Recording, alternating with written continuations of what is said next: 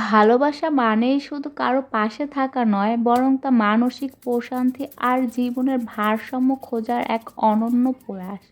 প্রতিটি মানুষ চায় এমন একজন সঙ্গী যার সঙ্গে জীবনটাকে গুছিয়ে নেওয়া যায়, ভাগ করে নেওয়া যায় হাসি, কান্না, স্বপ্ন আর সংগ্রাম। কিন্তু সব সম্পর্কের গন্তব্য এক হয় না। দীর্ঘদিনের ভুল বোঝাবুঝি, অবহেলা আর দূরত্ব একটা প্রিয় সম্পর্ককে বিষাদে ভরিয়ে তোলে।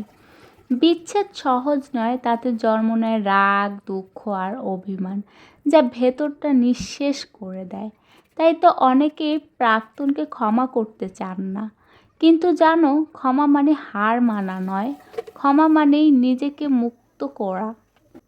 অনেকেই বলো ক্ষমা করব কেন, কিন্তু জানো কি, প্রাক্তনকে ক্ষমা করাটাই হতে পারে তোমার জীবনের সবচেয়ে বড় মুক্তি।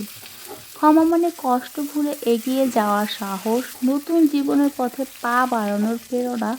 ক্ষমা কোনো দুর্বলতা নয়, এটা শক্তিশালী হৃদয়ের প্রতিচ্ছবি।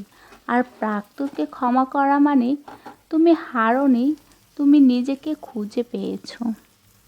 অতীতের জঞ্জাল সরিয়ে নতুন সূর্যোদয়কে আলিঙ্গন করার প্রথম ধাপই হলো ক্ষমা। প্রাক্তনকে ক্ষমা করার কিছু উপকারিতা: ১.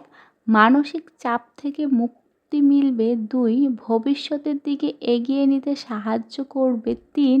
নতুনভাবে বাঁচতে পারবে। ৪. ভুল থেকে শিক্ষা নেওয়ার সুযোগ পাবে। ৫.